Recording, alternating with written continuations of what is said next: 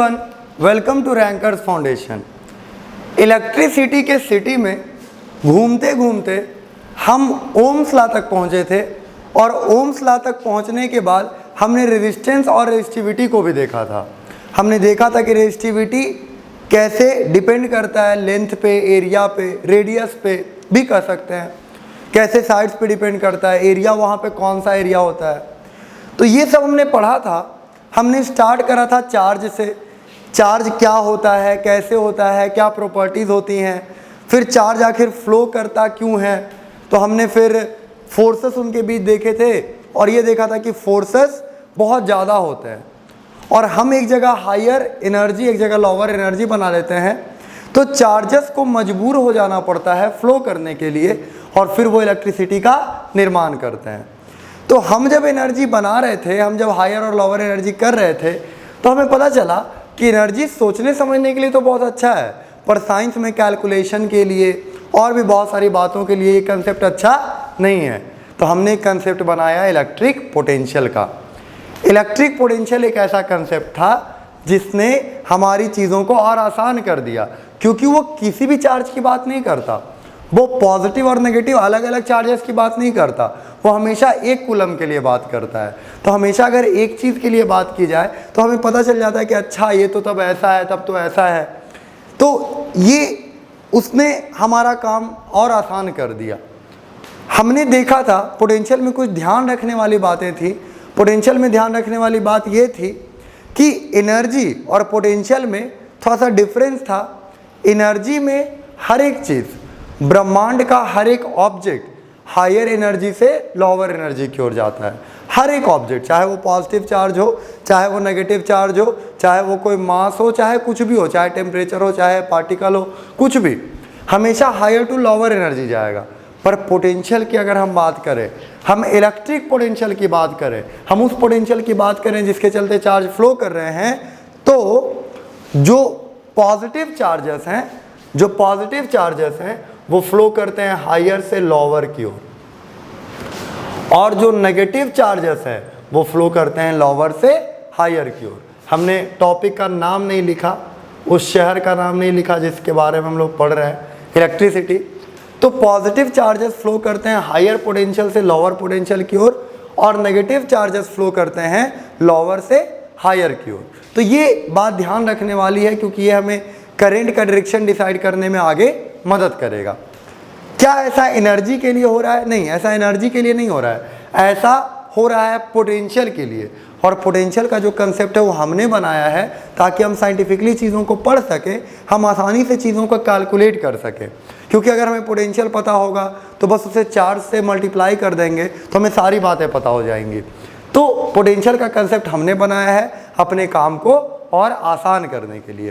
तो ये पोटेंशियल की बातें थी जो हमने देखी थी, हमने पढ़ी थी, हमने समझी थी। फिर इसके बाद हम गए थे ओम्स लॉ के पास। ओम्स लॉ में हमने देखा था कि V proportional to I, V is equal to RI। तो ओम्स लॉ की अगर हम बात करें तो होता है V प्रोपोर्शनल टू I, यानी ये कांस्टेंट से अगर हम मल्टीप्लाई करें तो बन जाता है V is equal to RI। और इस कांस्टेंट का नाम, क्योंकि ये करंट के खिलाफ है, ये करंट के रुकावट के बारे में बता रहा है, करंट को हो रहे रुकावट के बारे में बता रहा है, तो हमने इसका नाम रखा था रुकावट, यानी रेजिस्टेंस। और इसका यूनिट था ओम और इसका सिंबल था कुछ इस तरह से, है ना, ये सिंबल था इसका, और ये इसका यूनिट था ओम, OHM, जॉर्ज साइमन ओम के नाम पे। कभी कभी ओम्स लॉ पे कुछ ग्राफिकल सवाल दिए जाते हैं, तो चलिए आज हम उसे भी थोड़ा सा देख लेते हैं। जैसे कि फॉर एग्जांपल मान लीजिए मैं वोल्टेज और करंट के बीच वैल्यू रखूं, एक टेबल बनाऊं। मान लीजिए मैं कोई एक्सपेरिमेंट कर रहा हूं और मैं वोल्टेज और करंट के बीच एक टेबल बनाऊं, तो जाहिर सी बात है अगर हम ये टेबल बनाएंगे तो क्या मिलेगा हमें। मान लीजिए कि मैं 10 वोल्ट वोल्टेज दिया और मुझे 1 एम्पियर मिला। 10 वोल्ट वोल्टेज देने पे मुझे मान लीजिए 1 एम्पियर मिला। हम जब टेबल बना ही रहे हैं तो एक सस्ता टेबल बनाते हैं, एक सिंपल टेबल बनाते हैं। हम अगर 20 वोल्ट वोल्टेज कर दें तो कितना करंट मिलेगा? जाहिर सी बात है 2 ampere according to Ohm's law at constant temperature, यही होगा। अगर हम 30 वोल्ट कर दें तो 3 एम्पियर करंट मिलेगा। अगर हम 50 वोल्ट कर दें तो 5 एम्पियर करंट मिलेगा। ठीक है, ऐसे हमने टेबल बनाया। अब हम इसका ग्राफ कैलकुलेट करते हैं। तो सोचिए मैं ग्राफ अगर कैलकुलेट कर रहा हूं तो v और i का कर रहा हूं, है कि नहीं, और v बाई आई बराबर क्या होता है, r होता है। तो यहाँ पे अगर मैं ग्राफ बनाऊं तो देखिएगा क्या होगा, मैं इधर 1 बढ़ूंगा तो इधर 10 बढ़ेगा, फिर मैं इधर 1 बढ़ूंगा तो इधर फिर 10 बढ़ेगा, फिर मैं 1 बढ़ूंगा तो 10 बढ़ेगा, फिर मैं 2 बढ़ूंगा तो 20 बढ़ेगा। यानी मैं जिस पैटर्न में x में बढ़ूंगा बिल्कुल वैसे ही y में बढ़ोतरी होगा, जिस पैटर्न में मैं i को बढ़ाऊंगा बिल्कुल वैसे ही v बढ़ेगा। तो ऐसे जो ग्राफ्स होते हैं, इस तरह के जो ग्राफ बनते हैं वो हमेशा स्ट्रेट लाइन बन जाते हैं। तो जाहिर सी बात है v और i का जो ग्राफ है वो क्या बन जाएगा, एक स्ट्रेट लाइन बन जाएगा, और v और i का ग्राफ एक स्ट्रेट लाइन हो गया। तो एक बहुत अच्छा सवाल पूछा गया कभी किसी एग्ज़ाम में कि उन्होंने दे रखा कि ये i है, ये v है, और 3 ग्राफ बना दिए उन्होंने, 3 ग्राफ, इसे कह दिया a, इसे कह दिया b और इसे कह दिया c, कि ये ग्राफ a है, ये ग्राफ b है, ये ग्राफ c है, और इसका रेजिस्टेंस लिख दिया गया RA, इसका रेजिस्टेंस लिख दिया गया RB और इसका रेजिस्टेंस लिख दिया गया RC, और ये I और V का ग्राफ है, ऐसे बना दिया गया। पूछा गया कि RA, RB और RC को इंक्रीजिंग ऑर्डर में सजाना है, RA, RB और RC को इंक्रीजिंग ऑर्डर में सजाना है। तो हम ऐसा कैसे करेंगे, हम इसे इंक्रीजिंग ऑर्डर में कैसे सजाएंगे, पहले RA को रखेंगे कि पहले RC को रखेंगे, मतलब इन सब में सबसे छोटा कौन है और इन सब में सबसे बड़ा कौन है, ये हमें फाइंड करना है। तो हमने देखा कि अच्छा V और I का जो ग्राफ है वो तो R बताता है, V और I का जो ग्राफ है वो तो R बताता है, और ऐसे भी V बाई I बराबर क्या होगा, R। तो देखिए आप बचपन से ऐसा करते रहे, याद करिए 9 क्लास में जब हम आपको ग्राफ ऐसा दिया करते थे, और ये मान लीजिए 10 है, ये मान लीजिए 20 है, ये मान लीजिए 4 है, और इसे मैं 2 कर देता हूँ फिलहाल में, है ना, 2 मान लीजिए है। आपसे मैं पूछूंगा बताइए स्पीड, बताइए, ये डिस्टेंस टाइम ग्राफ है, बताइए स्पीड। तो आपने सोचा कि अच्छा मैं 10 से 20 गया, मैं 10 पे था शुरू में, फिर मैं 20 पे चला गया, इसका मतलब ये हुआ कि मैं 10 चला गया, मतलब मैं 10 मीटर डिस्टेंस तय करा, और कितने सेकंड में, 2 सेकंड में। तो जाहिर सी बात है मेरा जो स्पीड होगा 2 सेकंड में 10 मीटर, तो 1 सेकंड में 5 मीटर, 5 मीटर पर सेकंड मेरा स्पीड आ गया। तो आप करते क्या थे, आप एक्चुअली y बाई एक्स कर देते थे, आप y एक्सिस वाले चीज़ों को पहले रखते थे, फिर x एक्सिस वाली चीज़ों को, और दोनों को डिवाइड कर देते थे, तो आपको क्वांटिटी मिल जाता था। क्या हम टाइम अगर इधर कर देते और वेलोसिटी डिस्टेंस इधर कर देते तो क्या अभी भी आप वही काम करते, नहीं। अब आप x को डिवाइड करते और y को डिवाइड करते, x को y से डिवाइड करते, मतलब आप ग्राफ को समझते और उसके हिसाब से जो चीज़ें होती उस हिसाब से आप बदलाव करते। जब हम डिस्टेंस टाइम ग्राफ ले रहे थे तो हमने y को x से डिवाइड करा। अगर हम टाइम डिस्टेंस ले लें, जो कि आमतौर पे हम करते नहीं हैं पर शरारत करने के लिए कर सकते हैं, हम थोड़ा सा नटखट अगर हमें सूझा तो हम कर सकते हैं। तो अगर हम टाइम डिस्टेंस कर दें तो जाहिर सी बात है ये और ये डिवाइड करेंगे, x और y को डिवाइड करेंगे। तो हमें देखना है कि ये जो ग्राफ है हमारा वो बता क्या रहा है, ये जो हमने ग्राफ बनाया है v और i का वो हमें बता क्या रहा है। तो हमें बता रहा है, देखिए v बाई आई होता क्या है, v बाई आई होता है r, रेजिस्टेंस, यानी ये ग्राफ हमें रेजिस्टेंस बता रहा है, ये जो ग्राफ है वो हमें रेजिस्टेंस बता रहा है, ऐसा हमें पता चला। पर आ जाइए इस ग्राफ में, क्या ये ग्राफ अब हमें रेजिस्टेंस बता रहा है, नहीं, ये हमें रेजिस्टेंस नहीं बता रहा है, क्योंकि v और i का ग्राफ नहीं है, ये i और v का ग्राफ है। तो हम i को v से अगर डिवाइड करेंगे तो हमें 1/r मिलेगा, यानी ये ग्राफ हमें रेजिस्टेंस का उल्टा बता रहा है, रेजिस्टेंस नहीं बता रहा, ये रेजिस्टेंस का उल्टा बता रहा है। तो सोचिए इसमें RA का वैल्यू सबसे ज़्यादा है, सॉरी रेजिस्टेंस नहीं कह सकते हैं, पहला जो ग्राफ है वो सबसे ज़्यादा तेज़ी से ऊपर उठा है। इसी में मैं अगर ऐसे ग्राफ बना देता और मैं कहता कि ये RA है, ये RB है और ये RC है, मैं कहता कि ये RA है, ये RB है और ये RC है, बताइए किसका रेजिस्टेंस सबसे ज़्यादा है। तो जाहिर सी बात है आप समझ जाते कि ये बड़ी तेज़ी से बढ़ा है, ये बहुत तेज़ी से बढ़ा है। तो इसका मतलब ये हुआ इसका मतलब ये हुआ कि इसका रेजिस्टेंस सबसे ज़्यादा है, ये थोड़ा धीरे धीरे चला है तो इसका रेजिस्टेंस कम है, और ये तो भाई सो के ही चल रहा है, एकदम हल्का सा जागा हुआ है, तो ये इसका रेजिस्टेंस जो है वो और कम है। यानी सबसे कम रेजिस्टेंस यहाँ RC है, उससे बड़ा RB है, और उससे सबसे बड़ा जो इसमें है वो RA है।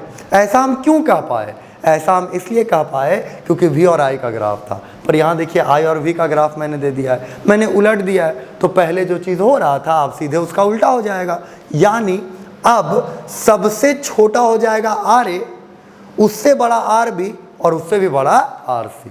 यानी यहाँ इंक्रीजिंग ऑर्डर में अगर मुझे लिखना है तो मैं लिखूंगा RA is less than RB is less than RC, और यहाँ इंक्रीजिंग ऑर्डर में लिखना है तो लिखूंगा RC is less than RB is less than RA। तो ये रेजिस्टेंस के ग्राफ कभी कभी वो I और V को उलट पुलट देते हैं और हमसे पूछ देते हैं, तो बहेलिया आता है, जाल बिछाता है, दाना डालता है, लेकिन हमें जाल में फंसना नहीं है, हमें जाल से बाहर निकल जाना है। जाल की तरफ या तो जाना ही नहीं है, फंस भी गए तो बाहर निकल जाना है। तो ये V और I का ग्राफ, I और V का ग्राफ वो चेंज करते रहते हैं, इंक्रीजिंग डिक्रीजिंग पूछते रहते हैं, वो इससे पूछते रहते हैं कि कितना हुआ। कभी कभी तो सीधा सीधा सवाल हो जाता है कि ये डाटा आपको दे देंगे कि ऐसा है और ग्राफ बनाइए, तो ये तो बहुत आसान सवाल हो गया। कई आ सकता है ये सवाल, और आया भी है, ठीक है, बोर्ड्स वगैरह में। तो ओम्स लॉ जो हमने पढ़ा था उस पर ग्राफिकल चर्चा कुछ इस तरह से हुआ। ग्राफिकल चर्चा हम ऐसा कर सकते थे, मान लीजिए कि थोड़ा सा इसमें हम आगे बढ़ें, हल्का फुल्का आगे सोचा जा सकता है, क्योंकि हम देख पा रहे हैं कि एंगल अगर ज़्यादा बन रहा है VI ग्राफ में, मैं सारे ग्राफ की बात नहीं कर रहा हूँ, हम I और V कर दे तो यही बातें उल्टी पुल्टी हो जाएंगी, होंगी क्योंकि हमने चीज़ों को उल्टा पुल्टा कर दिया। तो VI ग्राफ में अगर एंगल ज़्यादा बन रहा है, इसका सीधा सा मतलब है कि रेजिस्टेंस ज़्यादा है। VI ग्राफ में अगर एंगल ज़्यादा बन रहा है तो जाहिर सी बात है रेजिस्टेंस क्या है, ज़्यादा है। एंगल कम बन रहा है तो रेजिस्टेंस कम है, और एंगल बहुत कम बन रहा है तो रेजिस्टेंस बहुत कम है। तो ये हमें सीधा पता चलता है। मान लीजिए कि किसी ने आप कोई एग्ज़ाम देने गए, ठीक है, आप एग्ज़ाम में बैठे, सोचा कि ओम्स लॉ से अगर सवाल आएगा तो मैं तो एकदम तबाही मचा दूंगा, ठीक है, तो आपने ऐसा सोच लिया और आप गए और आपसे सवाल पूछा गया, ऐसा बोला गया बताइए कि इसका रेजिस्टेंस, ये VI ग्राफ है, ये ओम्स लॉ फॉलो नहीं करता है, क्योंकि ओम्स लॉ फॉलो करता तो स्ट्रेट लाइन बनता है। ऐसा भी हो सकता है कि ओम्स लॉ फॉलो ना करे, हाँ ऐसा हो सकता है। बहुत सारे कंडक्टर ऐसे हैं जो ओम्स लॉ फॉलो नहीं करते हैं। आप वोल्टेज को दुगना करिए, करंट दुगना नहीं होगा, हो सकता है 1.5 गुना हो, ऐसा हो सकता है। बहुत सारे कंडक्टर्स, बहुत सारे मटेरियल्स ऐसे हो सकते हैं। तो ये एक नॉन ओमिक कंडक्टर है। मैंने नाम लिया, आप नाम को रिसर्च करें, नाम पे रिसर्च करें, नाम पे सोचें तो आपको पता चल जाए कि मैंने क्या कहा। ये एक नॉन ओमिक कंडक्टर है, मतलब सीधी सी बात है, ओम्स लॉ को फॉलो नहीं करता है, ये ओम्स लॉ की बात नहीं सुनता है। ओम इसे कहते हैं कि बाबू सीधा चलो, ये बोलता है नहीं हमको कोई मतलब नहीं है, हमको मत बताया कीजिए। तो ये ऐसा ग्राफ बना ओम्स लॉ के अनुसार। बोला कि इसका रेजिस्टेंस पे कमेंट कीजिए। पहला ऑप्शन इंक्रीजिंग, दूसरा ऑप्शन डिक्रीजिंग, तीसरा ऑप्शन कांस्टेंट, चौथा ऑप्शन नन ऑफ दिस। तो क्या होगा, ठीक है, इसके रेजिस्टेंस पे कमेंट कीजिए। पहला ऑप्शन है इंक्रीजिंग, दूसरा ऑप्शन है डिक्रीजिंग, तीसरा ऑप्शन है कांस्टेंट और चौथा है नन ऑफ दिस। मान लीजिए ऐसे ऑप्शन दे दिए गए, तो हम कैसे बनाएंगे? तो हम एक बात तो जानते हैं कि अगर VI ग्राफ हो, सीधा सीधा ग्राफ हो, ठीक है, अगर VI ग्राफ हो तो बड़ा एंगल मतलब ज़्यादा रेजिस्टेंस, कम एंगल मतलब कम रेजिस्टेंस। IV ग्राफ हो तो बड़ा एंगल मतलब कम रेजिस्टेंस, और कम एंगल मतलब कि ज़्यादा रेजिस्टेंस। तो हम इस ग्राफ में अगर आए, अगर हम एंगल को देख लें कि एंगल ज़्यादा है कि कम है, तो हमें पता चल जाएगा कि ये रेजिस्टेंस बढ़ रहा है कि घट रहा है। तो हम एंगल देखें कैसे? तो देखिए ध्यान से, ये एंगल मान लीजिए हमें जानना है, यहाँ पे हमें जानना है, तो हम क्या बनाएंगे? एक टेंजेंट बनाएंगे, क्योंकि एंगल तो हमेशा चेंज हो रहा है। हमने देखा इतना एंगल बना। हम जब शुरू में थे, जब हमने शुरुआत की बात की थी, तो हमने देखा कि इतना एंगल बना। हम थोड़ा सा दूर गए, हमने टेंजेंट फिर से बनाया। टेंजेंट आप समझते होंगे, एक पॉइंट पे टच करके गुजरने वाला लाइन, और जहाँ पे ग्राफ चेंज होता है वहाँ हम टेंजेंट से काम चलाते हैं। देखिए इसका टेंजेंट ही बनेगा तो यही लाइन बनेगा। यहाँ भी आप टेंजेंट ही बना रहे थे पर आपको पता नहीं चला था, हमेशा टेंजेंट बनाना होता है, पर यहाँ पे वो लाइन ही टेंजेंट है तो हमें कोई ज़रूरत नहीं पड़ी। पर यहाँ पे वो लाइन टेंजेंट नहीं है, लाइन हमेशा चेंज हो रहा है तो हम टेंजेंट बना लेंगे। तो हमने यहाँ पे जब बनाया तो देखा कि अरे एंगल तो इतना बनने लगा। हम यहाँ आ गए, जब यहाँ पे टेंजेंट देखा और एंगल बढ़ गया। सोचिए ये सीधा सीधा ग्राफ है, VI ग्राफ है, और इसका एंगल जैसे जैसे आगे बढ़ रहे हैं बढ़ते ही जा रहा है। और एंगल बढ़ने से रेजिस्टेंस घटता है कि बढ़ता है? एंगल बढ़ने से रेजिस्टेंस घटता है कि बढ़ता है? एंगल बढ़ने से VI ग्राफ में बढ़ता है, जाहिर सी बात है रेजिस्टेंस बढ़ता है। तो ये एंगल बढ़ रहा है, इसका मतलब इसका रेजिस्टेंस क्या हो रहा है? बढ़ रहा है। रेजिस्टेंस इज इंक्रीजिंग, इसका रेजिस्टेंस बढ़ रहा है। अगर हम इसको I और V कर देते तो हमने उल्टा पुल्टा कर दिया तो हमारा आंसर भी उल्टा पुल्टा हो जाता। अब रेजिस्टेंस क्या हो जाता? डिक्रीजिंग। क्या एंगल घटने लगता उल्टा पुल्टा करने से? नहीं, एंगल नहीं घटता, एंगल तो अभी भी बढ़ रहा है, लेकिन क्योंकि हमने ग्राफ को उल्टा पुल्टा कर दिया है तो अब ये रेजिस्टेंस बता ही नहीं रहा, ये 1/R बता रहा है। कह सकते हैं कि कंडक्टेंस बता रहा है। हम चीज़ों को जानते हैं इसलिए हम नाम ले सकते हैं, बाकी तो नाम लेना 10th में ये सब पाप माना जाएगा, ठीक है, संकट में पड़ जाएंगे अगर हम ये नाम सबके सामने ले लें तो कंडक्टेंस ये बता रहा है इसका कंडक्टेंस इंक्रीज हो रहा है पर इसका रेजिस्टेंस इंक्रीज नहीं हो रहा है, रेजिस्टेंस वक्त के साथ घट रहा है। तो ग्राफ अगर ओम्स लॉ का कभी आता है, ग्राफ हमेशा आसान होता है। ग्राफ पढ़ा ही इसलिए जाता है ताकि चीज़ें आसान हो जाए, और हमने ओम्स लॉ को ग्राफ्स के मेथड से देख लिया, और ये सबसे आसान सेगमेंट रहा होगा पूरे इलेक्ट्रिसिटी का, क्योंकि ग्राफिकली चीज़ों को हमने देखा। हम ओम्स लॉ के कुछ ग्राफ आगे भी बनाएंगे जब हम रेजिस्टेंस और डिटेल में पढ़ेंगे, तो रेजिस्टेंस पे और भी चर्चाएं आगे करेंगे तो। लेकिन अभी फ़िलहाल में हमने ये देखा कि VI ग्राफ हो तो एंगल बढ़ने से रेजिस्टेंस बढ़ता है। और इतना याद रखने की भी बात नहीं है, मैं ऐसा नहीं कर रहा हूँ कि आप याद कर लें, आप घोल के पी लें, ऐसा नहीं है। देखिए आप यहीं पे सोचिए, ठीक है, मान लीजिए इस करंट की बात करें आप, तो ये एंगल जिसने ज़्यादा एंगल बनाया है, जाहिर सी बात है इतना ही करंट के लिए इसे इतना वोल्टेज देना पड़ा है। इतना वोल्टेज दिया तब इतना करंट मिला, वोल्टेज मुझे ज़्यादा देना पड़ा। और वोल्टेज हम लोग क्यों देते हैं? धक्का मारने के लिए कि बाबू जाओ, बोला नहीं मैं नहीं जा रहा, नहीं बाबू जाओ, नहीं जा रहा। वोल्टेज इसका काम करता है, बाबू जाओ जो है वो वोल्टेज है, तो इसको इतना बार बोलना पड़ा है कि बाबू जाओ, तब ये इतना गया है। लेकिन ये देखिए ये वाला ग्राफ जो B वाला ग्राफ है वो इतना ही बोलने पे इतना चला गया। और C वाला ग्राफ तो गजब है, उसने तो वो तो एकदम अच्छा बच्चा है, वो क्या इतना सा बोला, एक बार बोला बाबू जा, उठ के जाने लग गया। तो ये C वाला ग्राफ हो गया। तो जाहिर सी बात है ज़्यादा रेजिस्टेंस किस में है, ज़्यादा इनर्शिया किस में है? तो ज़्यादा रेजिस्टेंस यहाँ पे A वाले में है, क्योंकि इतना बार बाबू जाओ बोलने पे वो इतना सा मूव कर रहा है।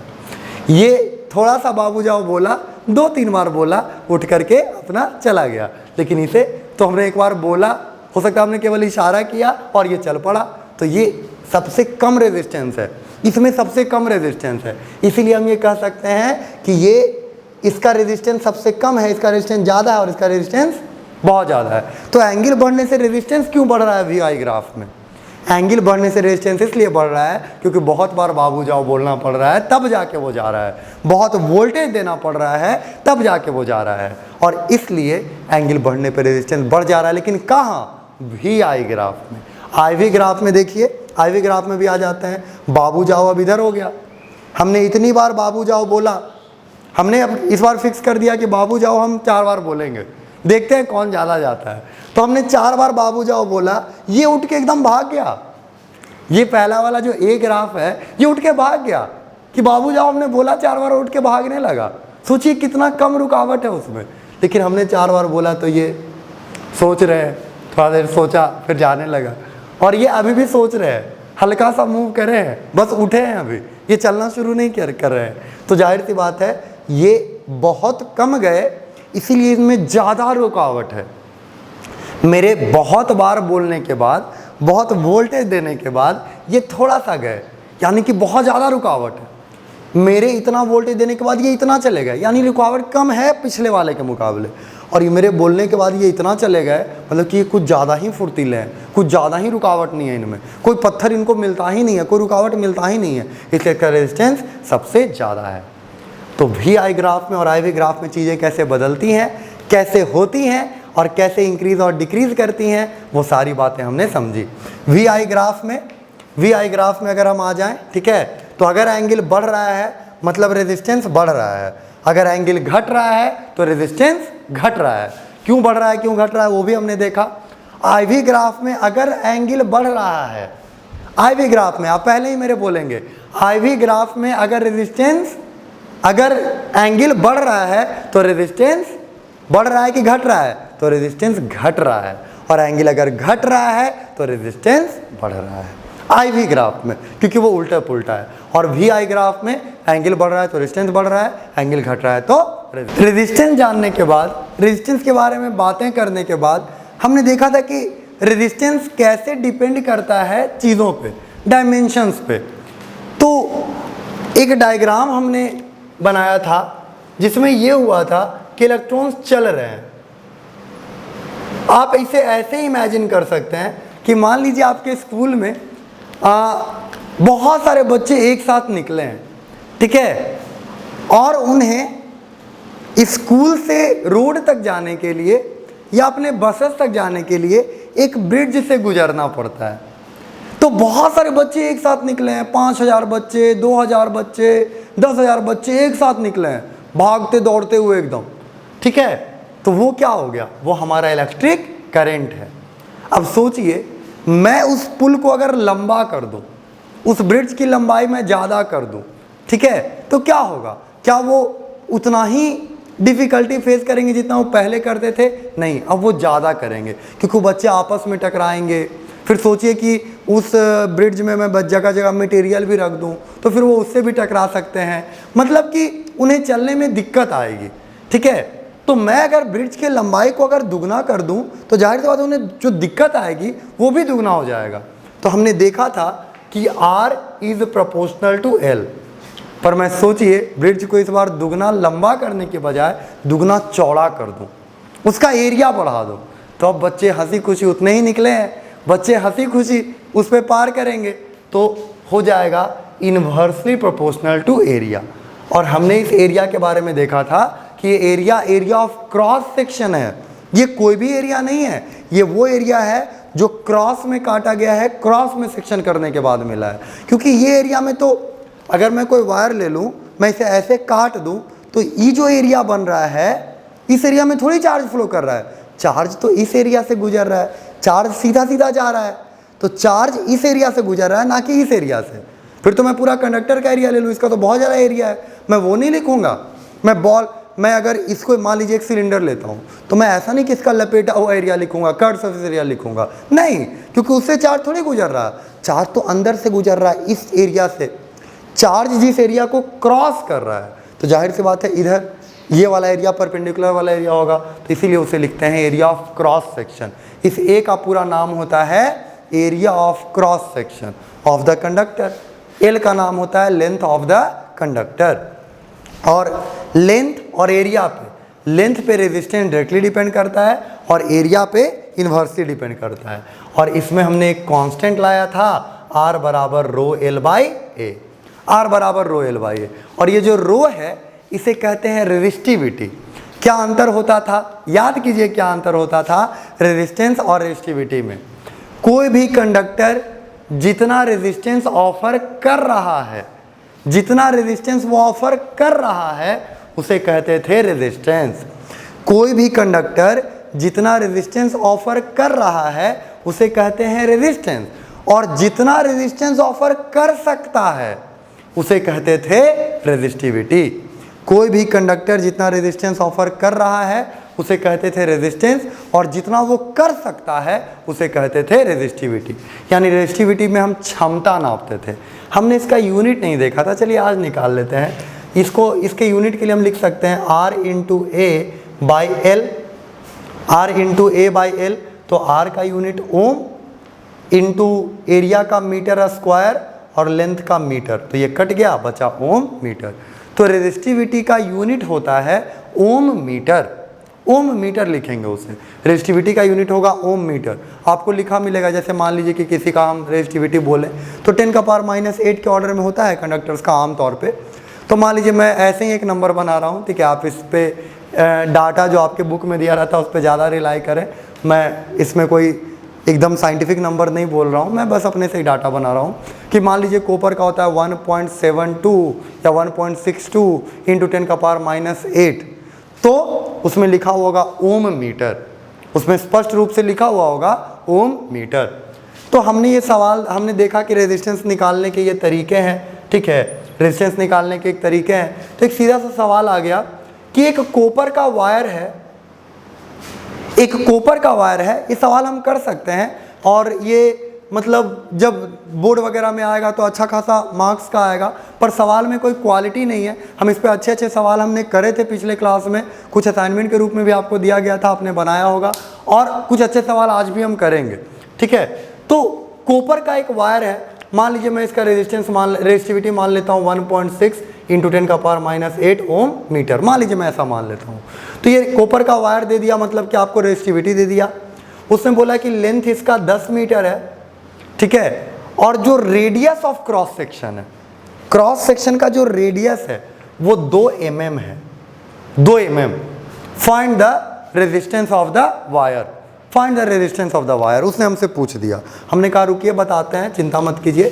R बराबर रो एल बाई ए, R बराबर रो एल बाई, हम जानते हैं रो का वैल्यू पुट करेंगे, आप समझ ही रहे होंगे, 1.6 इंटू 10⁻⁸, एल का वैल्यू पुट करेंगे 10, और जब हम नीचे एरिया पुट करेंगे तो क्या ये एरिया दिया हुआ है? नहीं, ये एरिया दिया हुआ नहीं है, ये दिया हुआ है रेडियस। तो हम एरिया लिखेंगे पाई R स्क्वायर, पाई का वैल्यू पुट कर देंगे 22/7, और R का जो स्क्वायर हम करेंगे, R का जो स्क्वायर करेंगे वहाँ हम 2 mm नहीं रख सकते, हमें मीटर में रखना होगा। तो लिखेंगे 2/10, mm को 10 से डिवाइड किए तो सेंटीमीटर में चेंज हुआ, हम एक बार और 100 से डिवाइड करेंगे और जाहिर सी बात है इसे दोबारा, क्योंकि R स्क्वायर चाहिए, तो ये हमारा आंसर आएगा।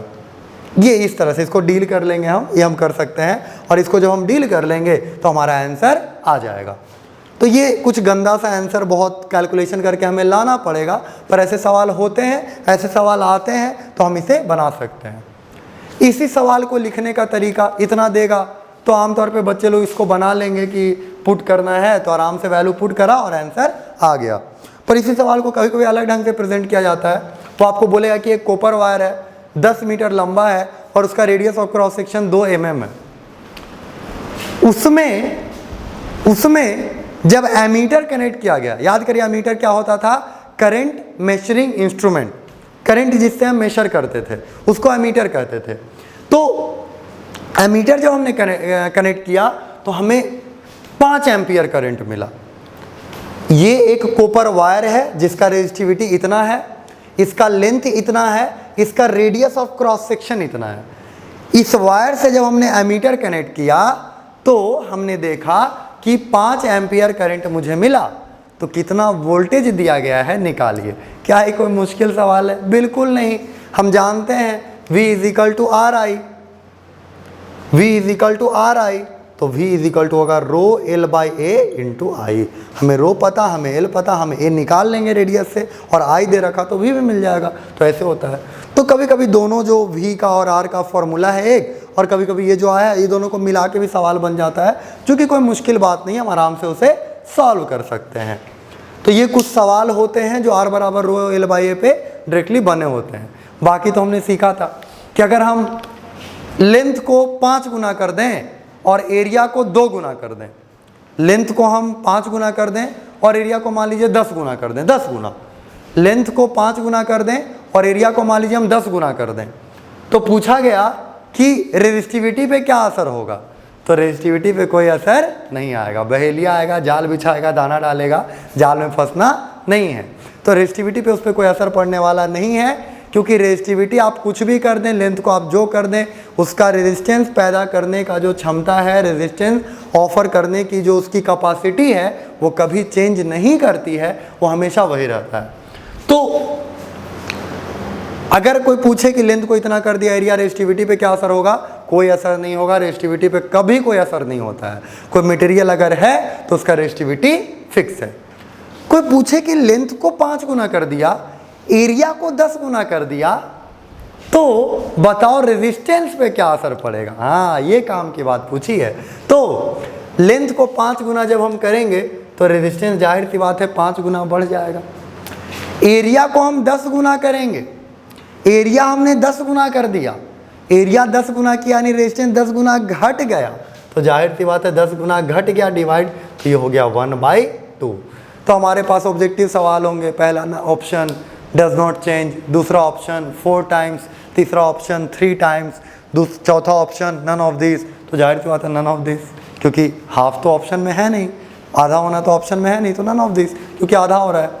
तो कहने का मतलब है कि हम ऐसे सवाल कर सकते हैं। ये सवाल अगर ऑब्जेक्टिव आया तो हम ऐसे बना सकते हैं, मन में बना लेंगे आराम से। लेकिन अगर बोर्ड्स में आता है तो वी नो दैट हमें बहुत ज़्यादा लिखना होता है बोर्ड्स में। तो हम क्या करेंगे बोर्ड्स में बनाने के लिए, case 1, let the resistivity of the material be rho, let the length of the wire be L and let its area of cross section be A. Then in first case its resistance is R is equal to rho L by A. ये पहला case हो गया। In second case length increases 5 times, therefore its length is 5L. तो जब हम R2 निकालेंगे, या R1 निकाला था हमने, रो तो नहीं चेंज करा कि रो भी बदल गया, रो कभी बदलता नहीं है, तो रो वही रहा, लेंथ हो गया 5L, ये सब हम लिखेंगे। और एरिया क्योंकि 10 गुना हो गया है तो एरिया हो जाएगा 10A।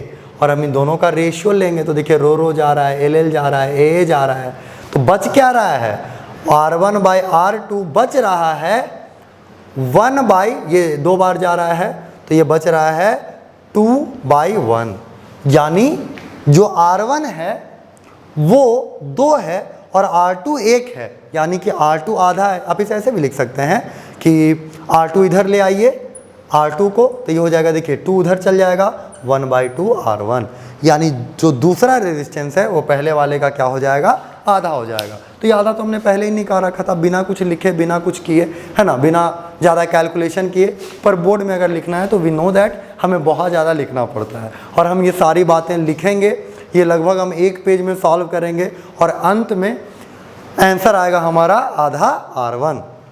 उसी तरह से अगर मैं आपसे कहूँ कि हमारा लेंथ, किसी वायर का लेंथ मैंने इंक्रीज कर दिया 2 टाइम्स और रेडियस को कम कर दिया 3 टाइम्स, लेंथ को इंक्रीज कर दिया 2 गुना, लेंथ को इंक्रीज कर दिया 2 गुने से और रेडियस को डिक्रीज कर दिया 3 गुने से, तो रेजिस्टेंस पे क्या असर होगा। तो लेंथ को दुगना करने से क्या आप ऐसा लिख लेंगे, क्या आप रेडियस इस बार मान लेंगे और पाई आर स्क्वायर का यूज़ करेंगे। हाँ, हम कर सकते हैं, कोई दिक्कत की बात नहीं है। मैं आपको ऐसे बना के दिखाता हूँ। आप कहिएगा तो अगर आपको कोई दिक्कत आ रही है कि लिखते कैसे हैं वगैरह वगैरह, तो इस पर तो खैर हम 10th में बात ही करेंगे अलग से कि एग्ज़ाम्स में कैसे लिखा जाता है, कैसे हैंड राइटिंग इम्प्रूव किया जाता है, कैसे राइटिंग स्किल बढ़ाया जाता है। इस पर अलग से वीडियोज़ बनाए जाएंगे जो आपको दिए जाएंगे। और अभी फ़िलहाल में आप ये कर सकते हैं कि आप मन में ही बनाना सीखें, क्योंकि मुझे पता है कि अगर आप एक बार मन में बनाने जानते हैं, आप चीज़ों को सॉल्व करना जानते हैं, तो फिर आप कुछ ना कुछ करके उसे लिख लेते हैं। ये मुझे पता है। तो पहले आप सॉल्व करना सीखें, पहले आप आंसर लाना सीखें। बाकी तो लिखने का चीज़ वो बहुत ज़्यादा आसान होता है, वो कोई मुश्किल बात होती नहीं है। तो मैंने कहा कि जो लेंथ है वो दुगना बढ़ा दिया और रेडियस को 3 गुना घटा दिया। सोचिए, लेंथ के दुगना बढ़ाने से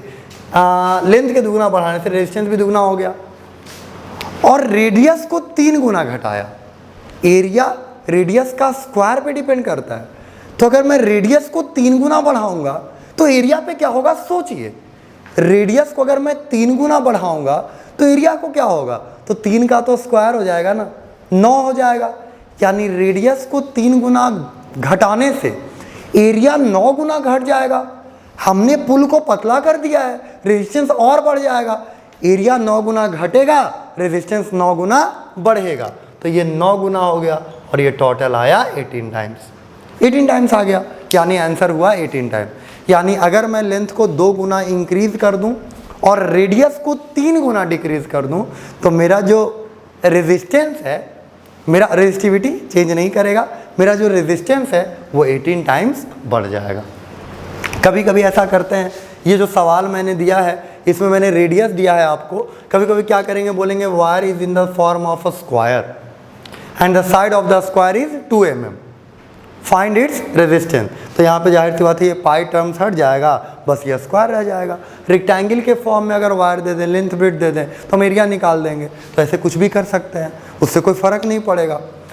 तो ये सारी बातें थी जो हमने पिछले असाइनमेंट में आपको दी थी और आपने सॉल्व करा होगा। थोड़े मेरे दिक्कत रहे होंगे तो अभी क्लियर हो गए होंगे।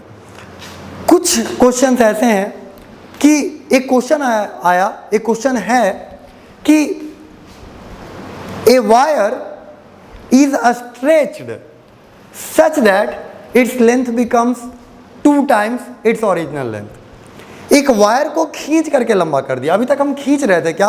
नहीं, अभी तक हम जोड़ रहे थे। Area is made 3 times, length is made 2 times. तो लेंथ 2 टाइम्स मतलब दुगना हम लेंथ जोड़ रहे थे। हम खींच के लंबा नहीं कर रहे थे, हम जोड़ रहे थे, हम एरिया भी उसमें जोड़ रहे थे।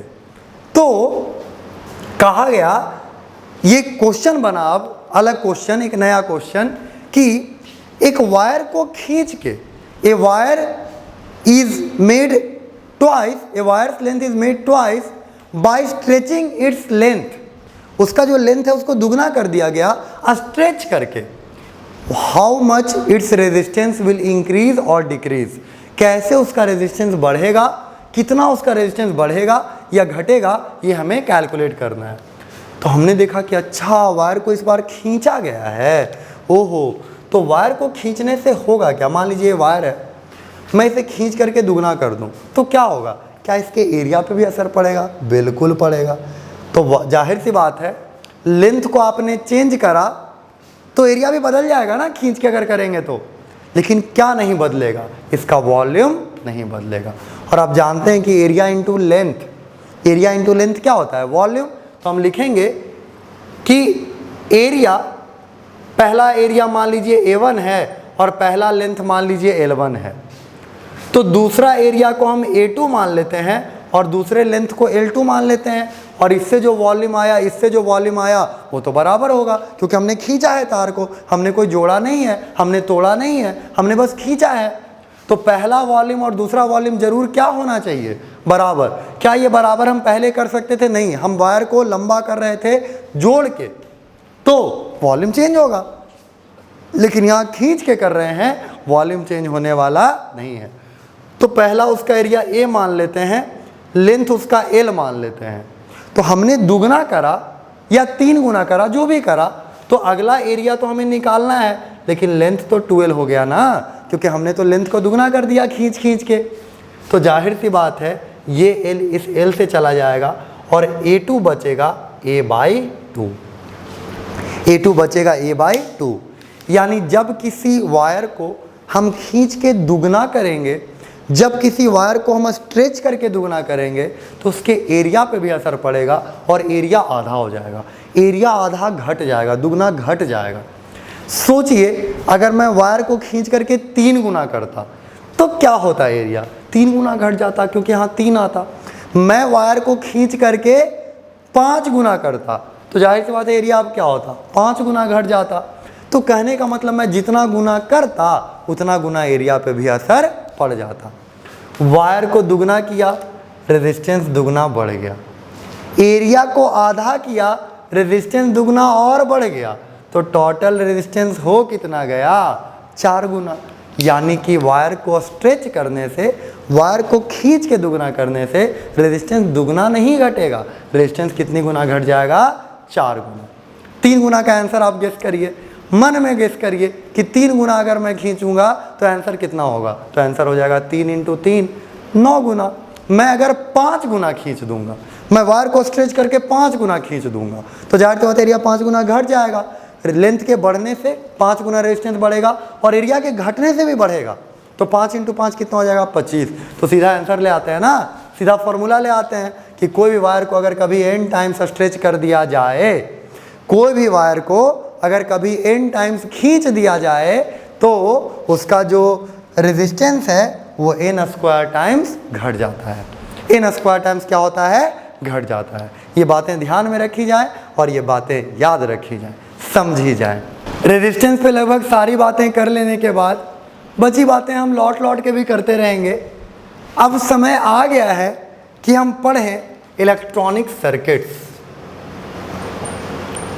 इलेक्ट्रॉनिक सर्किट्स, इलेक्ट्रॉनिक सर्किट्स यानी अब हम सर्किट पढ़ने लगेंगे। अब हम देखेंगे कि बल्ब क्या होता है, पंखा क्या कैसे होता है, क्या इलेक्ट्रिकल इंस्ट्रूमेंट है कि नहीं, वो सब चीज़ों को देखेंगे। तो सबसे पहले इसमें तो आपको ये जानना है कि हम इसे बनाते कैसे हैं। हम इसका डायग्राम, जो सर्किट डायग्राम होता है, जैसे मान लीजिए कि हमने किसी रूम में 2 बल्ब जला रखे हैं, एक पंखा जला रखा है, एक टीवी भी लगा रखा है, एक फ्रिज भी लगा रखा है, तो हम उसे डायग्राम के थ्रू दिखाएंगे कैसे। तो ऐसा नहीं है कि हम पंखा बना रहे हैं, उस पर तूफान लिख रहे हैं, हम फिर टीवी बना रहे हैं, उस पर कुछ ब्रांड का नाम लिख रहे हैं, ऐसा नहीं करना होता है। हम चीज़ों को बस डिनोट कर देते हैं। तो ये जो सारी चीज़ें हैं, ये जैसे बल्ब है, जो पंखा है, या जो भी चीज़ें हैं, वो काम करती हैं जिस चीज़ पे वो रेजिस्टेंस ही है। मतलब आप बल्ब ना बना के एक रेजिस्टेंस बना सकते हैं, क्योंकि बल्ब में अगर रेजिस्टेंस नहीं होगा तो बल्ब किसी काम का भी नहीं होगा। अगर हीटर में रेजिस्टेंस नहीं होगा तो हीटर किसी काम का नहीं होगा।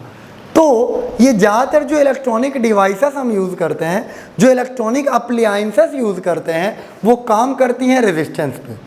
तो सबको बनाने का एक तरीका है कि हम रेजिस्टेंस को बना दें, और रेजिस्टेंस का ऐसा सिंबल है, ये लाइन, इस तरह से जिगजैग लाइन बना दीजिए, मतलब कि आपने रेजिस्टेंस बनाया है। और आपने अगर रेजिस्टेंस बनाया है तो ये बल्ब भी हो सकता है, ये पंखा भी हो सकता है, ये टीवी भी हो सकता है, ये कूलर भी हो सकता है, ये कुछ भी हो सकता है। ये रेजिस्टेंस का डायग्राम है। उसी तरह अगर हमें वायर बनाना हो, वायर मतलब कि हम तार बनाएंगे, फिर उस पर हैवेल्स लिखेंगे, ऐसा नहीं करना है। वायर बनाने के लिए सिंपल एक स्ट्रेट लाइन बनाना है। आप एक स्ट्रेट लाइन बनाते हैं, मतलब आप वायर की बातें कर रहे हैं, ठीक है। आपको अगर स्विच बनाना है, स्विच, इसे की कहते हैं। की इसलिए कहते होंगे, मैं ऐसा मानता हूं कि ऐसा कहते होंगे कि पहले होता क्या था कि चाबी जैसा घुमाना होता था। वो मान लीजिए कि ये एक होल है और इसमें मेरे पास एक चाबी जैसी चीज़ है, तो मैं जब चाबी खोल दूंगा तो इसका इधर का कंडक्टर और इसका इधर का कंडक्टर डिस्कनेक्ट हो जाएगा, ये यहाँ से डिस्कनेक्ट हो जाएगा कंडक्टर। लेकिन जैसे मैं इसमें चाबी मेटल का, ऊपर में मैं कोई हैंडल लगा दूंगा रबर वगैरह का, या कोई इंसुलेटर का, या लकड़ी का, तो वो यहाँ घुमा के डाल दूंगा, तो क्या होगा कि वो जो बीच में लोहा है और जो इधर से तार है उससे कनेक्ट हो जाएगा और करंट फ्लो करने लगेगा। तो पहले चाबी जैसा कुछ यूज़ करते होंगे, इसलिए इसे की बोलते हैं और स्विच बोलते हैं। इसे हम ऐसा बताएंगे, इस टाइप से और इस टाइप से। ये जो है ये ओपन है, ओपन मतलब खुला हुआ है, ये किसी काम का नहीं है, सर्किट फ्लो नहीं करवा रहा है। अभी इसमें चाबी डाला हुआ नहीं है, पर चाबी जब डालेंगे तो ये ऐसा डॉट बना देंगे और ये क्लोज्ड स्विच है, यानी अब करंट फ्लो हो रहा है, अभी करंट फ्लो नहीं हो रहा है। तो ये स्विच की बातें हैं। और कुछ जैसे कि अगर वोल्ट मीटर की बात करें, क्या होता है वोल्ट मीटर? तो वोल्टेज मेजर करने के लिए, वोल्टेज को नापने के लिए हम जो डिवाइस यूज़ करते हैं उसे कहते हैं वोल्ट मीटर। तो ये ऐसे बनाएंगे, भी ऐसे दिखा देंगे। फिर उसी तरह होता है एमीटर, ठीक है, उसी तरह होगा एमीटर। तो एमीटर बनाने के लिए हम क्या करेंगे कि यहाँ बीच में ए लिखेंगे और ये हमारा हो जाएगा एमीटर। उसी तरह एक डिवाइस होता है, एमीटर क्या करता है? करंट मेजरिंग इंस्ट्रूमेंट, वैसा इंस्ट्रूमेंट जो करंट को मेजर करे। ये क्या होता है? Voltage measuring instrument. और एक ऐसा इंस्ट्रूमेंट होता है गैल्वेनोमीटर। गैल्वेनोमीटर क्या करता है? करंट डिटेक्टिंग इंस्ट्रूमेंट, जो करंट को बस बता दे कि करंट है कि नहीं, कितना है यह मीटर बताएगा, पर करंट है कि नहीं कितनी बार हमें वो जानना होता है, तो वो काम करता है गैल्वेनोमीटर, और उसे हम ऐसे जी लिख देते हैं। तो ये बातें हैं, ठीक है। कभी कभी क्या होता है कि हम रेजिस्टेंस को वेरी कर सकते हैं, हम रेजिस्टेंस को बदल सकते हैं, वैसे रेजिस्टेंस को कहा जाता है रियोस्टैट। रेओस्टैट कहा जाता है। और रेओस्टैट का जो सिंबल होता है वो बिल्कुल वैसा ही होता है, बस उसमें एरो लगा होता है। रेजिस्टेंस में एरो लगा दीजिए तो उसको बोलते हैं रेओस्टैट। तो रेओस्टैट मतलब वेरिएबल रेजिस्टेंस। तो रेजिस्टेंस वैसा रेजिस्टेंस जिसे हम बदल सकते हैं। इसे हम बदल नहीं सकते रेजिस्टेंस को, पर इसे हम बदल सकते हैं। हम चाहें तो कम कर सकते हैं, ज़्यादा कर सकते हैं, तो उसे हम रियोस्टैट बोलते हैं। तो ये कुछ सिंबल्स हैं जो हम यूज़ करते रहेंगे और हम बढ़ जाएंगे इलेक्ट्रॉनिक सर्किट्स में। आज के लिए बस इतना ही, बाकी बातें अगले